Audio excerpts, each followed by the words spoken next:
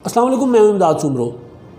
پاکستان پر حملہ کرنے والے بھارتی پائلٹ ابھینندن کیسے گرفتار ہوئے تھے وہ تو سب کو پتہ ہے، لیکن کیسے بھارت کے حوالے کر دیے گئے یہ کسی کو پتہ نہیں تھا۔ اب یہ انکشاف کیا ہے قومی اسمبلی کے سابق اسپیکر سردار ایاز صادق نے، اور انہوں نے بتا دیا ہے کہ کس طرح عمران خان حکومت نے گھٹنے ٹیک کر پاکستان پر حملہ کرنے والے ایک بھارتی پائلٹ کو 60 گھنٹوں کے اندر انڈیا کے حوالے کر دیا تھا۔ ایاز صادق نے یہ جو انکشاف کیا ہے قومی اسمبلی کے فورم پر کیا ہے۔ قومی اسمبلی کے فورم پر کیے جانے والا انکشاف اور ایاز صادق جیسا ایک معدل مزاج انسان، تو اس میں اس کو جھٹلایا نہیں جا سکتا۔ انہوں نے جو الزامات عائد کیے ہیں، جو انکشافات کیے ہیں عمران خان سرکار کے حوالے سے، اور انہوں نے جو بتایا کہ کس طرح ٹانگیں کانپ رہی تھیں، کس طرح ماتھے پر پسینہ آیا ہوا تھا اور کس کو آیا ہوا تھا، یہ انہوں نے کھل کر بتا دیا ہے۔ اور انہوں نے یہ جوابی ایک حملہ کیا ہے حکومت پر، جو مسلسل اپوزیشن پر پی ڈی ایم کی تحریک اور پی ڈی ایم کے کامیاب جلسوں کے بعد، کامیاب میں کہہ رہا ہوں میں کیونکہ ایک بطور جرنلسٹ، کامیاب جلسے ہم ان کو کہتے ہیں جس میں خلقت ہو، بندہ ہی بندہ ہو، انت نہ ہو جس جلسوں میں آنے والے لوگوں کا۔ تو یہ کراچی، گجرانوالہ، کوئٹہ کے جلسے جو تھے وہ ایک سے بڑھ کر ایک تھے۔ گجرانوالہ کا جلسہ، اس کے بعد کراچی کا جلسہ، اور کراچی کے بعد کوئٹہ کا جلسہ۔ تو ان جلسوں کے بعد جو وزیر اعظم عمران خان نے ایک نیریٹو بنایا کہ جی اسرائیل، انڈیا اور پی ڈی ایم یہ نیکسس ہے 3 کا، اور اس پر آپ نے دیکھا کہ کس طرح حکومت مسلسل اس کو ایوانوں میں اور پریس کانفرنسوں میں اور تقریروں میں اس کو ریپیٹ کیے جا رہے ہیں، حکومتی وزیر بذات خود وزیر اعظم انٹرویوز کے ذریعے۔ تو اس کا جواب دیا ایاز صادق نے کل قومی اسمبلی میں بہت بڑے طریقے سے، اور بڑے ایک، میں ان کو کوٹ کرنا چاہ رہا ہوں ان کے اس جو انہوں نے جو بات کی ہے اس میں، کہ انہوں نے یہ کہا کہ جی یہ جو میرے چھوٹے بھائی ہیں مراد سعید صاحب، انہوں نے جو کچھ یہ کر رہے ہیں یہ ایسا نہ کریں، ہمارے پاس بھی کہنے کو بہت کچھ ہے لیکن ہم نہیں کہنا چاہتے۔ انہوں نے کہا کہ ہم پر کلبھوشن کرتے ہیں، اور کلبھوشن کو تو خیر یہ خود بھیجنا چاہ رہے ہیں، لیکن ابھینندن والے معاملے میں انہوں نے کیا کیا، اب یہ اصل جو داستان بتا رہے ہیں کہ جی میٹنگ تھی، اس میٹنگ میں وزیر اعظم نہیں آئے تھے، آرمی چیف موجود تھے، ٹانگیں کانپ رہی تھیں، ماتھے پہ پسینہ تھا، اور شاہ محمود قریشی نے کہا کہ ابھینندن کو چھوڑ دیں، حالات خراب ہو جائیں گے، ورنہ بھارت رات 9 بجے تک ہم پر حملہ کر دے گا۔ حملہ تو کوئی نہیں ہونا تھا، مگر ان کی ٹانگیں کانپ رہی تھیں۔ اب انہوں نے بات ذرا مبہم کی ہے، لیکن میں اگر کڑیاں جوڑوں تو انہوں نے ٹانگیں کانپنے، ماتھے پر پسینے والی بات شاہ محمود قریشی صاحب کے لیے کی ہے۔ کچھ دوستوں کا خیال ہے کہ انہوں نے آرمی چیف کے حوالے سے کی ہے، لیکن میرا جو اس کا سیکوینس ہے مجھے یہ لگ رہا ہے کہ انہوں نے آرمی چیف کی موجودگی کا ذکر کیا ہے، لیکن جو شاہ محمود قریشی گڑ گڑا رہے تھے، یہ بھی انہوں نے کہا نا، گڑ گڑا رہے تھے، ٹانگیں کانپ رہی تھی، ماتھے پہ پسینہ تھا، اور شاہ محمود قریشی گڑ گڑا رہے تھے، اور کہا کہ ابھینندن کو نہیں چھوڑیں گے تو بھارت حملہ کر دے گا۔ اب میرا خیال ہے، میں یہ سمجھ رہا ہوں کہ یہ انہوں نے کہا ہے شاہ محمود قریشی کے لیے، لیکن حکومت بضد ہے کہ یہ انہوں نے آرمی چیف کے لیے کہا ہے۔ مطلب حکومت تو بادشاہوں کی حکومت ہے، جن کو کوئی پتہ نہیں، کوئی سروکار نہیں ہے کہ پولیٹکس کیسے کرنی ہے، اپوزیشن کو کیسے فیس کرنا ہے، اداروں کو اس ساری سیاسی لڑائی سے کیسے دور رکھنا ہے، یہ اس حکومت کا کھ بھی نہیں پتہ انہوں نے کہ پولیٹکس ہوندی کی ہے۔ گلی محلے کا کونسلر ہوتا ہے نا، مطلب ہمارا اٹھنا بیٹھنا ہے لوگوں سے۔ ایک عام گلی محلے کا کونسلر جو ہوتا ہے اس کا وی این زیادہ ہوتا ہے ان وزیروں سے، وزیر اعظم سے، کہ ایسا حالات پیدا کر دیے ہیں کہ اب قومی اسمبلی کے فورم پر یہ کہانی بیان کی جا رہی ہے کہ ہم کتنے کمزور پاؤں پر تھے، ہم پر حملہ ہوا ہے بالا کوٹ میں 27 فروری کا حملہ، اور ہم نے پائلٹ کو گرفتار بھی کر لیا۔ وہ جوانوں نے ہمارے ایک بڑا کمال ایک اس مظاہرہ کیا اور پائلٹ گرفتار کر لیا۔ پائلٹ کے بعد ہم نے بڑا خوبصورت ایک جیسچر دیا، ہم نے اس کو چائے پلائی، چائے پلانے کے بعد انڈیا کی واٹ لگی، وہ جو اپنے ممبئی کی فلموں میں کہتے ہیں نا، انڈیا کی تو تباہی پھر گئی نا، کہ بھائی وہ حملہ کرنا چاہ رہا تھا، ایک کوا مارا، اپنا پائلٹ یہاں گرفتار ہو گیا، یہاں پہ ٹیررسٹ کیمپ پر حملہ کرنے آئے تھے، یہ دعویٰ تھا انڈیا کا۔ تو وہ جو ابھینندن گرفتار ہوا اور ابھینندن کو دنیا نے دیکھا گیا، پاکستان نے ایک بہت اچھا جیسچر دیا ہے کہ یار ٹھیک ہے گرفتار ہوا ہے، ہم نے واپس کر دیا کہ لو ہم امن پسند ہیں. بہت ایک میرے جیسے امن پسند لوگوں کے لیے ایک جیسچر تھا یار، اچھا ہے. اچھا اب یہ ہم نے کیا. اب جب ہماری لوکل پالیٹکس ہے نا، انٹرنل پالیٹکس، اس انٹرنل پالیٹکس میں ہم اگر اپوزیشن کو دھکیلیں گے دشمن کی طرف، یا ان کو یہ کہیں گے کہ آپ دشمن کے ایجنٹ ہو، تو پھر بھائی جواب تو ان کے پاس بھی ہے، وہ بھی حکومت میں رہے ہیں، وہ کوئی نو مولود نہیں ہے آپ کی طرح.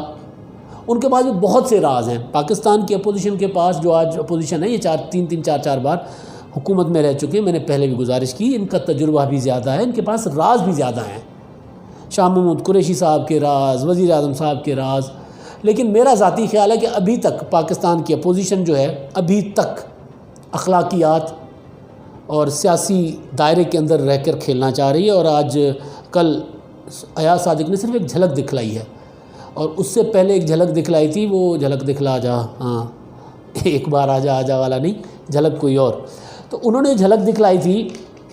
اس سے پہلے ان کو عمران خان صاحب کو آئینہ دکھایا تھا اختر مینگل نے. مسنگ پرسنس کے جو اس سے لواحقین سے ملاقات، مسنگ پرسنس کا کنڈکٹ کیا ہے کیا نہیں ہے ایک الگ بحث ہے. وہ ایجنٹ ہیں نہیں ہیں، ان کے ورثاء کا یہ خیال ہے کہ یار وہ ہمیں اصل پتہ ہوگا وہ کہاں ہیں، ان کا جرم کیا ہے. وہ یہ کہتے ہیں، وہ یہ نہیں کہتے کہ ہمارے پاک صاف ہیں یا بے گناہ ہیں، وہ یہ نہیں کہتے. ان کا دعویٰ کبھی نہیں رہا اور کسی کا نہیں رہا. وہ یہ ہے کہ یار قانون کی حکمرانی ہونی چاہیے، یار ان کو عدالتوں میں پیش کرو. تو ان مسنگ پرسنس کی وہ روتی بلکتی بچیاں، بیویاں، مائیں، وہ اگر اپوزیشن سے ملنے آئیں کوئٹہ جلسے پہ تو طوفان کھڑا ہو گیا کہ جی یہ غداروں سے مل رہے ہیں، یہ انڈین ایجنٹوں سے مل رہے ہیں. ممکن ہے مسنگ پرسنس میں سے ہوں ایسے لوگ، ہم اس کو نہیں کہہ سکتے کہ نہیں ہوں گے. مگر جو پھر اختر مینگل صاحب نے وہ ایک حوالہ دیا حیر بیار مری کا. حیر بیار مری آزاد بلوچستان کی تحریک چلاتے ہیں، اختر مینگل نہیں چلاتے. یا جو کوئٹہ میں جلسہ تھا اس میں کسی کے بھی کوئی بھی پولیٹیکل پارٹی جو ہے ایسی نہیں تھی جو آزاد بلوچستان کا نعرہ لگاتی ہو. بلوچستان نیشنلسٹ پارٹیوں کی میں بات کر رہا ہوں، اچکزئی جو وہاں کے پختون نیشنلسٹ ہیں بلوچستان کے، ان سمیت اختر مینگل صاحب تک کوئی بھی آزاد بلوچستان کا نعرہ نہیں لگاتا. ڈاکٹر عبدالمالک نہیں لگاتے، کوئی نہیں لگاتا. حیر بیار مری انہوں نے ریاست پاکستان کے خلاف مسئلہ اٹھایا ہوا ہے. اور حیر بیار مری کے اوپر جو مقدمہ برطانیہ میں دہشت گردی کا چل رہا تھا، تو اس کی گواہی تھی عمران خان نے دی کہ جو کچھ انہوں نے کیا ہے، ان کے ساتھ جو ظلم ہو رہا ہے، اگر میں ہوتا، یہ عمران خان کہہ رہے ہیں، اگر میں ہوتا تو میں بھی یہی کرتا. اب یہ حوالہ انہوں نے دیا، اس کو ڈینائی نہیں کر سکتا کوئی. یہی حوالہ بعد میں ایاز صادق نے دیا. اب میں بار بار یہ کہہ رہا ہوں کہ یہ نوبت آئی کیوں؟ مطلب یہ نوبت عمران خان صاحب نے جس طرح کا طرز حکمرانی نافذ کیا ہوا ہے کہ کشمیر کا مسئلہ ہے جو مودی نے کیا تھا، اس کے بعد بریفنگ تھی اپوزیشن کے زور پر، ایک بریفنگ ہوئی. ان کا مطالبہ تھا آرمی چیف نے ہی سیکورٹی کی بریفنگ دینی ہے ہماری بارڈرز کی. ظاہر ہے انہوں نے جو ملک کی پولیٹیکل لیڈرشپ کو، جو ملٹری حکام ہے وہی بریف کریں گے. اور بریفنگ یہ طے تھا کہ وزیر اعظم صاحب کی موجودگی میں ہوگی، لیکن وزیر اعظم صاحب نہیں تھے اس میں. ٹھیک ہے. اچھا، اس کے بعد ایک بدنام زمانہ یا ایک جو ملاقات تھی جس کو شیخ رشید نے بدنام کیا اپوزیشن رہنماؤں کی آرمی چیف کے ساتھ، جس میں حکومت بھی تھی، یعنی وہ الگ سے ملاقاتیں نہیں تھی. شاہ محمود قریشی صاحب بھی بیٹھے ہوئے تھے. اس ملاقات کو بھی سیاسی کیا گیا، رنگ دیا گیا کہ یہ آرمی چیف سے چھپ چھپ کر ملتے ہیں. پھر اپوزیشن نے بتا دیا کہ بھئی ہمیں تو اس لیے مقصد کے لیے بلایا گیا تھا. اور اس ملاقات میں شیر رحمان نے آرمی چیف سے پوچھا کہ بھائی وزیر اعظم صاحب کہاں ہیں، یہ آپ بریفنگ کیوں دے رہے ہیں، وزیر اعظم صاحب ہونے چاہیے. تو جب یہ طرز حکمرانی ہو، اور پھر جو شاہ محمود قریشی، میں نے پہلے بھی اپنے ویلاگ میں کہا تھا کہ وزیر خارجہ جو ہوتا ہے اس کی کہی ہوئی بات کی مراد سعید سے زیادہ اہمیت ہونی چاہیے، ہوتی ہے.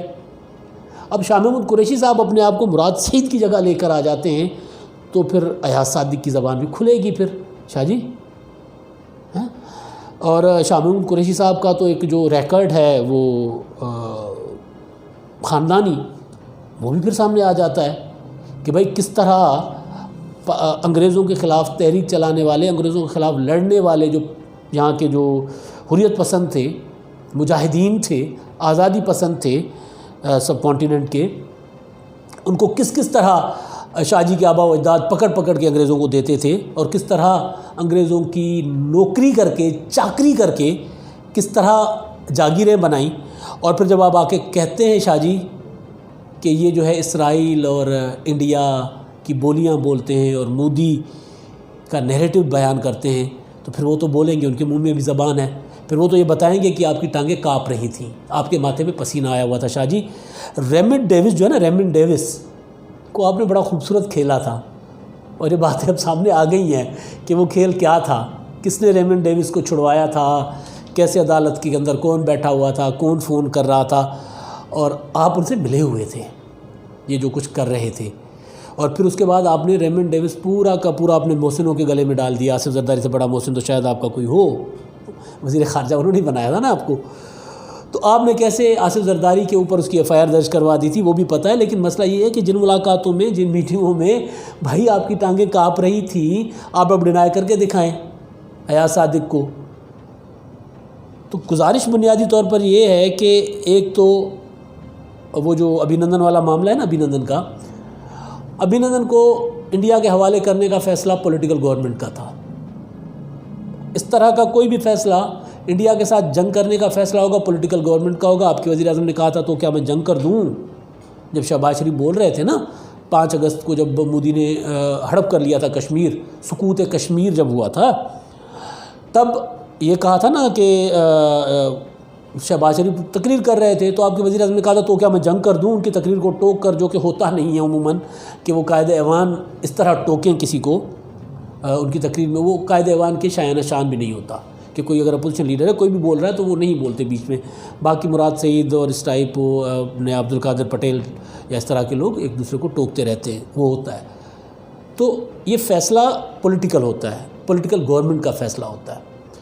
جب آپ اس طرح کے فیصلوں میں ہوتے ہیں اور اپوزیشن آپ کی جو کمزوریاں باہر نہیں لاتی جو اب وہ لا رہے ہیں، تو پھر آپ کم از کم اپوزیشن کو اس نہج پہ لے کے مت جائیں کہ جہاں پر آپ ملک کے دفاعی ادارے تک رگڑے جائیں، ان کے اوپر انگلیاں اٹھنا شروع ہوں۔ اب آپ جو مبہم سی بات میں نے کہا نا، وہ ایاز صادق نے جو مبہم سی بات کی ہے، بڑی کاریگری سے بات کی ہے، وہ لوگ کچھ یہ سمجھ رہے ہیں کہ یہ آرمی چیف کے متعلق کی ہے، مجھے لگ رہا ہے کہ نہیں، انہوں نے شاہ محمود قریشی کے متعلق کی ہے۔ تو جب ایسی پھر باتیں، مبہم باتیں آئیں گی تو پھر آپ وضاحتیں دے دے کے تھک جائیں گے۔ آپ تو پولیٹیکل لوگ ہو، آپ نکل جائیں گے۔ ملک کے دفاعی اداروں کو کمزور نہیں ہونا چاہیے، خاص طور پر دفاعی محاذ پر۔ اور جب آپ ملک کی سیاست میں اپنے ہی لوگوں کو دشمن کی گود میں جھونکنے کی کوشش کریں گے تو پھر ظاہر اس طرح کی باتیں آئیں گی۔ پولیٹکس جو ہے وہ بچوں کا کھیل نہیں ہے، اور وہ جو آپ خان صاحب جو ہے نا، وہ تقریریں کر کے ڈپلومیسی نہیں ہوتی۔ وہ ٹھیک کہتے ہیں بلاول بھٹو کہ آپ تو کشمیر کے سفیر بننے نکلے تھے، آپ کلبھوشن کے وکیل بن گئے ہیں۔ تو اس طرح کی آپ کی کمزوریاں اپوزیشن کے پاس ہیں، اور بہت کچھ بھی ان کے پاس ہے۔ لہٰذا بہتر یہی ہے کہ اپنی سیاست، ملک کی سیاست ملک کے اندر رہ کے کھیلیں۔